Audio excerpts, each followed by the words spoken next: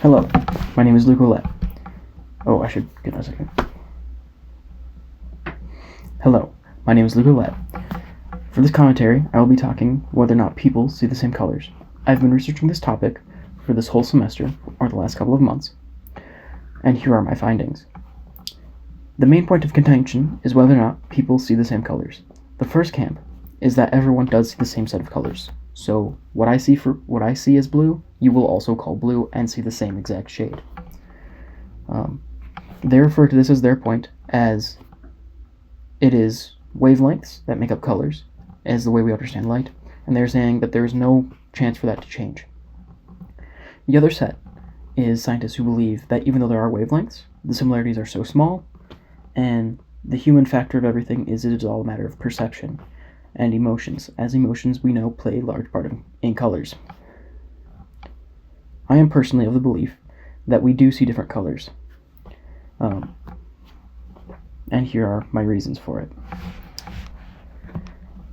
In the article, "Your Red Could Really Be My Blue" by Natalie Wolchevter, they have done a test on monkeys that were dichromatic, which means they were colorblind. So unlike us, where we have 3 color receptors, they had 2.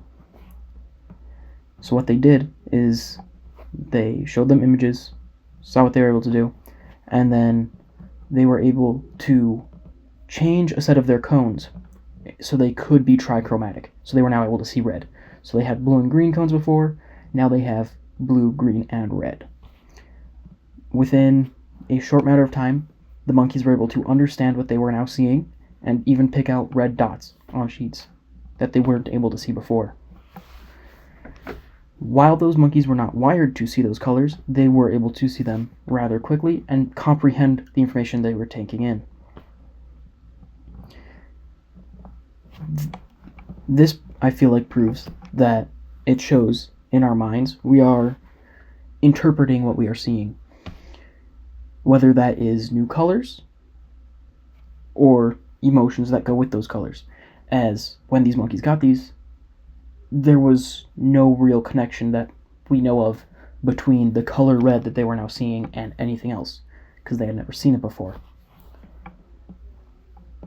Our next point of proof would be from the article, "What if two people color the same name, but their eyes see different colors?" That is on Live Science. Now, this goes into how we're able to see wavelengths of color.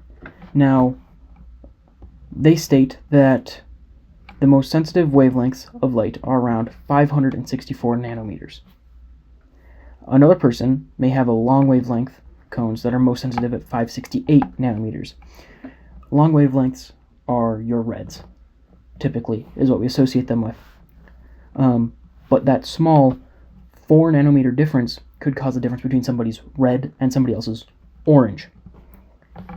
So there is a physical or a biological physical aspect to how we interpret colors, as not everybody's eyes are created equally, as some people like myself have glasses, or some people don't, and we all have different prescriptions. And it is possibly similar with colors, that there are slight differences in our eyes. So even if we do not go by a perception idea, most people do see different colors. The next idea is how we receive those colors. Just going through how the eye works itself. As many of you may know, the way we receive light is there is a light source, like the sun or an artificial light, that will throw light, which includes all of the wavelengths, at something. And then that thing will absorb all but typically one of those wavelengths. So like this flashlight here, we see it as blue, or we call it blue. So that is absorbing everything but that blue light and reflecting it back into our eye. Which is where we run into if this is this wavelength, I might see this as like slightly darker tone than somebody else. Now, how do we use colors? It has been thought that we use colors a lot to identify things. In one article on Jump Story, they have our vision has adapted to how we distinguish colors. So, even though we think we see this blue the same, or more accurately, as they use in their study, yellow, we actually see it differently throughout different seasons even. So in the summer, our yellow is this more greenish color, as we are surrounded by more greenery typically, whereas in the winter, it's going to lean on the more reddish or grayish tone, as everything gets this more grayscale feel to it in winter, especially if you are in somewhere that it snows, like around here in North Dakota. And it is believed that this is all just a perception, as the actual light wave of yellow is not changing, or how that light is actually hitting our eyes is not changing. It is all a perception. It's similar to how optical illusions work. So it is seen that we cannot all see the same colors, as they do change over time and there is a difference. Now, one of the scientists that I've found at least they've done a lot of work in this, is Beryl Brogard, I believe as how you pronounce her name. And one of the sources that I have found goes into her research quite deeply, specifically on color blindness and tetrachromancy. Chromancy, yeah. As I've gone through color blindness before, we have 3 cones in our eyes, and if you're colorblind, you only have 2. Typically, in most people, it is you have blue and green, as the most common is to be blue-green colorblind. Now, the idea of tetrachromancy is that would be somebody, instead of having 3 cones like most people do, they have 4. So, what is the advantage of having 4 cones? Someone might say. And I've heard some people saying, like when I brought that up, they would say, "Oh, so they can see UV light?" Not quite. They mostly get more definition in colors, and they can see slightly longer wavelengths. Not quite UV, as that would be very cool, but we're not quite there yet. It is theorized that people can see about 1 million colors, whereas somebody with tetrachromancy would be able to see 100 million. So we can already tell that there are biological differences in how we see color. While I believe I'm just trichromatic, it would be very cool to see how somebody with tetrachromancy sees the world, as a lot of the times online we could find this is how color blindness looks to somebody who is not colorblind. We can usually find something like that. And of course we have ways to cure color blindness with glasses and such. But it would be interesting to see how people would see tetrachromancy. In another one of Beryl Brogard's articles, she goes into colors and dreaming. When you dream, most people are able to dream in color. And in these studies, it is found the people who do dream in black and white are typically of an older demographic, or people who have watched lots of black and white television, which is interesting for a completely other reason. But the idea that we can see color in dreams. Dreams are a place that have no light. They're completely made-up images in our heads. Now, I'm sure most of you have had some sort of dream doing something that you do in everyday life. Which then you'd think, oh, these are memories. But they're not the same. We're seeing color without light.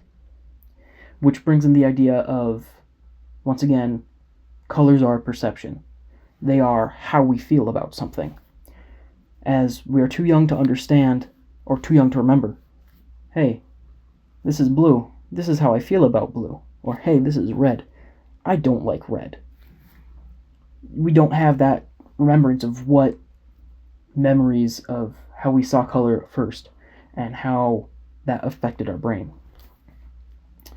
And it is known that we do not come out of the womb seeing color. It takes a couple weeks before you can develop your full sense of color. The first one that we're supposed to develop is red.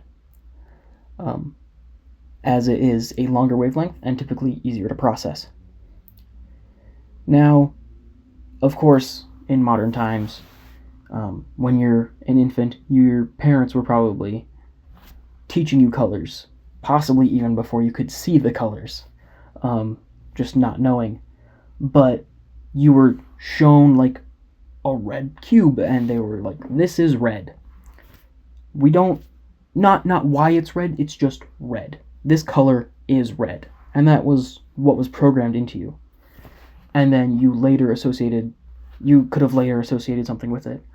But there's also an idea of, hey, when we saw these colors, were we finding color then associating something with the color, a feeling with the color, like anger, or like with red, anger, or maybe as many Western countries depict it as passion, or as Asian countries depict red as fortune and money, or have that feeling towards it.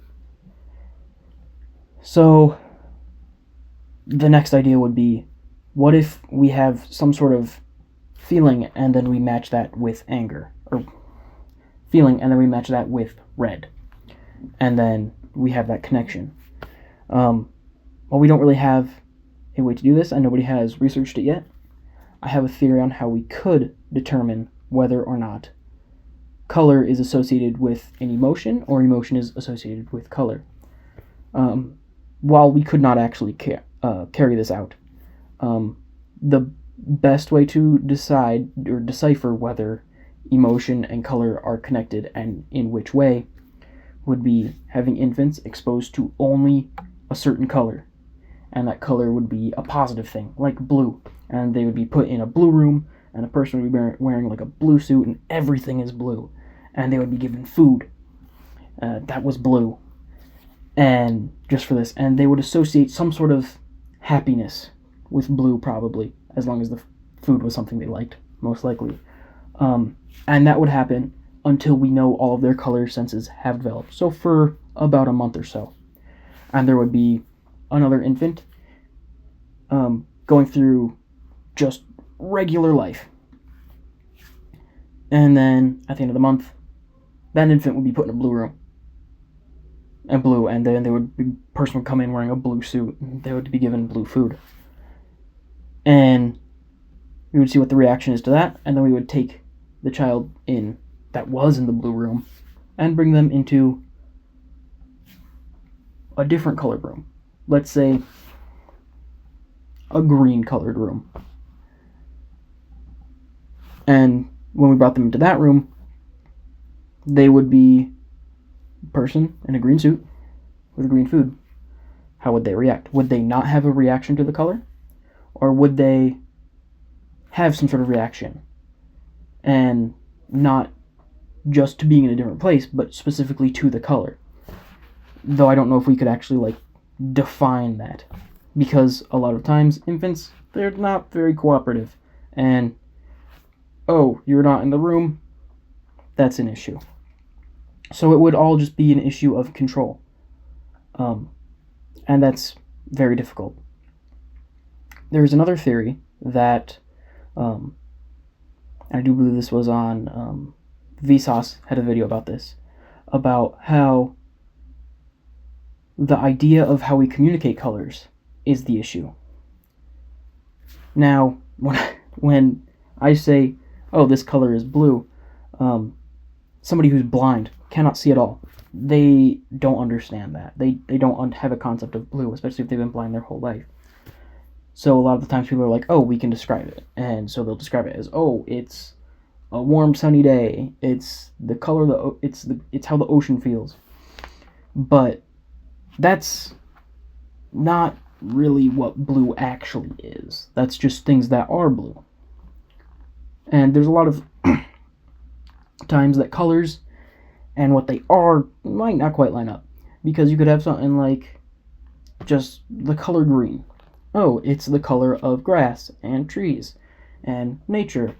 But it's also the color of money. At least in the United States.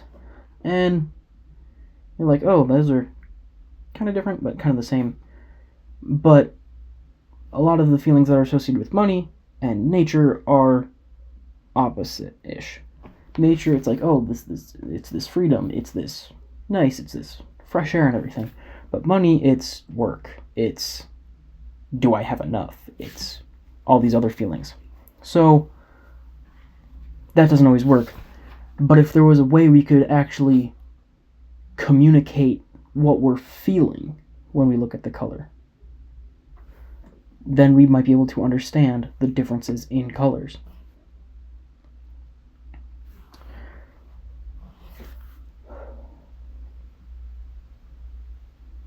So these have been my points on whether or not we can see the same colors. I am of the belief we all see different colors for all the reasons I have stated in this video. Thank you for watching my commentary. Have a good day.